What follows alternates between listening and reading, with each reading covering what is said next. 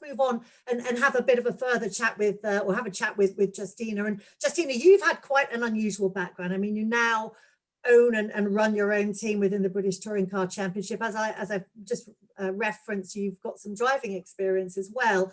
But motorsport was never on your agenda back in your school and your education days, was it? No, I knew I didn't want to have a job behind a desk. I knew that much. I think that was inspired by my dad, because I did a lot of work with my dad from a young age, fitting kitchens, erecting fences, putting a new felt roof on a shed, gardening. It was never something that was, I was always doing something. And my dad was a boat builder. So I felt very much that maybe I wanted to do something like that. But at the time, the trade was really dying a bit of a death. So I thought, what else can I do that leaves me out and about? So I ended up deciding to be an electrician, and not just an electrician, but an industrial electrician, helping to build a nuclear power station. And it sort of came about then when I passed my driving license, that I was told I was quite fast on the roads and actually really I should be doing it on a track. And that's when it first started, but it never really transpired till a lot later in life. But you, after your sort of electrical life, you've had a succession of jobs, haven't you? So you started in engineering, but yeah, I've had lots of jobs. I've been industrial electrician for many years. I'm a qualified financial planner. I've been an estate agent. I have run my own headhunting firm, recruiting financial planners who are chartered and certified. I've had my own financial planning business with my husband. And now, I now own a motor racing team, which 10 years ago hadn't been the plan. I was racing. I was like Sarah. I was just enjoying the racing, but it all changed. How did you actually get started on the racing side of things? Well, when I met my now husband, he was into remote control cars. So I was his pit crew, refueling the car and changing the tyres, which I absolutely hated, really didn't enjoy. So I said, look, what can we both do that we enjoy? So we started karting. We did Rotax Max Senior, did that for about 4 years, but then got really super fed up being cold and wet. So then we looked at cars, and the one we found was the most sort of competitive, but not about how big your checkbook was the Mini Challenge. So I started racing in the entry-level car as it is now, in the Cooper class, and sort of did really well in my only sort of full year. Unfortunately, I would have liked to have gone for longer. And then, how did you go from just racing to? Well, we had an opportunity. We had a car that we had available to rent, and the championship owners at the time said to us, look, we've got a driver that'd like to rent your car. And we said, well, yeah, that's fine, but only if we can run them. So we decided to do that, and that driver got his first pole position in 8 years, and then he won that weekend as well, I believe. And I think we just got noticed, and we had a tiny little toolbox that we took along with our van, and we were doing really well. And it then was the opportunity to start a team, and we said, well, do we want to do this? And we did. We bought a truck and some cars, and in the first year, Luke Caudle took his chance to be with us by recommendation by someone. And we won the championship in year one. Which is quite some achievement, isn't it? Yeah, it is. It is incredible. We didn't expect it. We had hoped, because we had a fantastic driver. So it's not just about the team, it's the driver.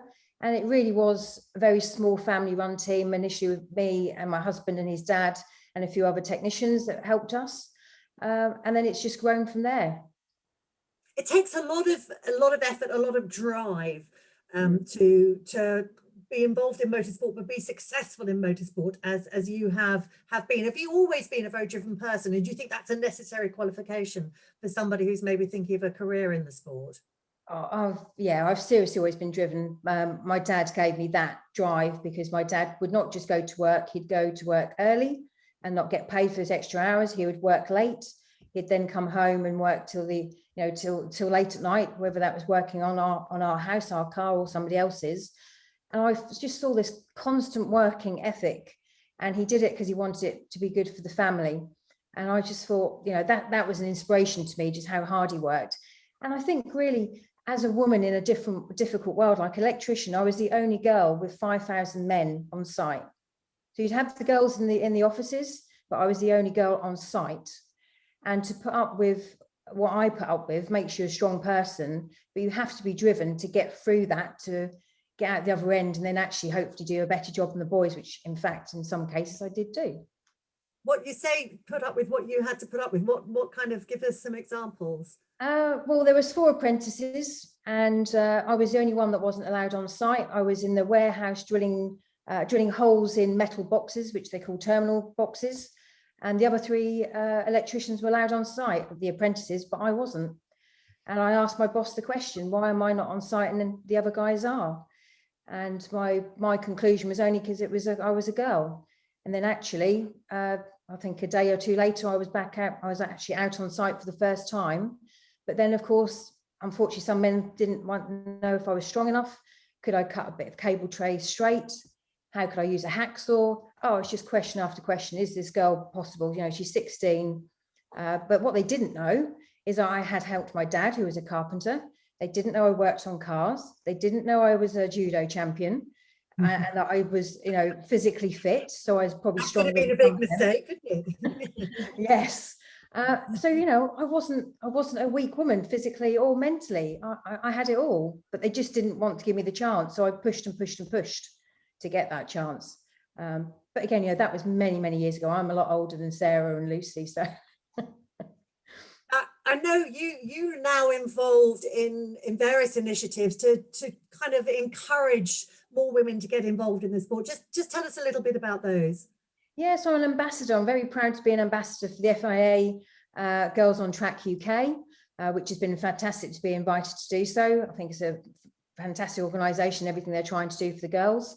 And I'm also an ambassador, a STEM ambassador for the British Army, which again has been quite incredible, going to Sandhurst and working with the guys and the girls there. It's been, you know, it just always is trying to almost, you're able to tell a story. And I think it's almost like the age gets forgotten.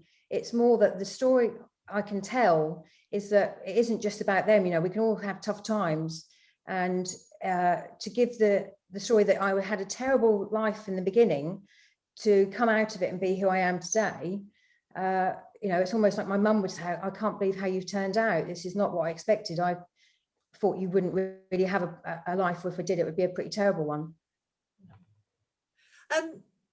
Just tell us a bit about the FIA Girls on Track initiative, because there's a great community spirit involved in that, isn't there?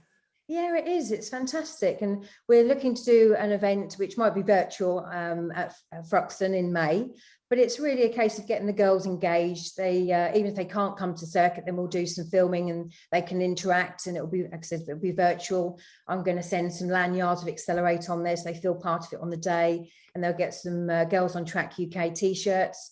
And it's just getting them excited about motorsport. And I think a lot of them may not know much about it, but until you see it, you know, you don't really maybe understand all the different elements of it. And it isn't just about being a racing driver, which is fantastic if you can be, but there's lots of other things you can do behind the scenes, which actually allows you, like me as a team boss, to really enjoy the race weekends, because as much as they're hard work, there's a lot to enjoy about it. And the FIA Girls on Track UK are going to give them a great opportunity to see that through my eyes. You as an employer are in the perfect position to tell people dialing in what you're looking for. What are the skills that you're looking for as an employer when you go to take somebody on, kind of across the range from the I guess we're sort of focusing on the STEM side of things here, so largely on the sort of the engineering and the sort of mechanical side of things. Yeah, I mean, I don't get me wrong, qualifications do help. However, I've never been focused on that, if I'm honest. Even when I was a recruitment consultant, I used to have a bit of a bugbear. A lot of my clients were very focused. You've got to have a first in something, rather than, okay, they may not have got a first, but they might have a second, or they don't even have a degree. I mean, my husband's probably the most intelligent person I know, and he's not got a degree. It doesn't have to be, it's just about your qualifications. It's actually about who you are. And it's more that they are driven, they're tenacious, they don't give up, or if they do, you know, they give up because they've failed on something which isn't their best attribute, then move on to something else. Within that, you know, in motorsport, there's so many jobs you can do in motorsport, but for me, it is really, I'm more interested in the person. And if they prove to me that they can do well, like Sarah was saying earlier about, you know, starting from the bottom and working up, and that's what I had to do, and that's what a lot of people do who come to work with me. But it's always with a view of progressing them And if they are showing that they're very much a team player, which is so important in motorsport, because it's all about safety, and that they want to progress, then I work with them. So which way would you like to go? But it is very much they're showing me that they want it. If they show me they want it, I'm not too worried if you don't have all the qualifications that some other teams might want you to have. That's not to me the be all and end all. We've finally got a question coming. I was getting a bit worried actually that I hadn't got the wrong chat boxes open because there were no questions coming in. Do get some coming in because nobody wants to just listen to my questions the whole time. But we've got one that's come in, and you may well, you've probably touched a little bit on this already. But the question is, would you say that being driven is the most important skill or trait for success in motorsport? I think it's a combination of things, but like Sarah will know, and I'm sure Lucy as well, you have definitely got to be driven, you've got to be tenacious. I think it's a combination of things that you can do, but if you don't have the drive, whether it's in motorsport, you know, in anything, if you don't have the drive, you won't get to where you want to be. And I've had many times when I think, oh, you know, God, this has happened again, and you have problems. Motorsport things break, as we all well know, and we have problems. There's always things to think about with safety, and always things don't go necessarily to plan. Unfortunately, if a driver puts the car on the wall, you've got a very big problem. You might be working through the night. So you have got to be driven, because motorsport is more lows, I would suggest, than there are highs. But to go through all those lows to get those amazing highs, you have got to be driven to think, I want to get to that high again. You're nodding your head there, Sarah. Could not agree more. Literally, as you say, it's all about the drive, the determination, and like I say, it's more so they're willing to learn and to overcome, like you say, the lows of motorsport. If you can't get through the lows, then you're never going to make it to the highs. And there are going to be lows. There are inevitably knockbacks for particularly, I was going to say for everybody involved in the sport, but I think particularly the drivers. You're the front facing, you're the very visible ones who get the knockback or make the knocks, as it were. You know, you're the ones who's put it off into the kitty litter and caused the damage. There's that. How do you cope with all of that side of things? Yeah, it's tough. I mean, from a racing driver's point of view, all we want to do is win. So you could say that when you're not winning, you're at a low, but you know, you can't always see it as that. You've got to think of the bigger picture. You know, you could winning races is great, but it's also all about consistency. And you know, on the other hand, you've also got to think that if you're not spinning or if you don't have a crash, then you're not trying hard enough. So you've got to think both ways. They do say that's how you find the limit, isn't it? I back in the day, I used to work with Jean Lacey, and he was absolutely renowned for his first outlap around the circuit. Every time he would have an almost off. That was how we found the limit, by almost going over it. Then he thought, oh, okay, right, I'll pull it back there. That sounds like quite a few of the touring car drivers. Yeah, as Justina knows to her cost.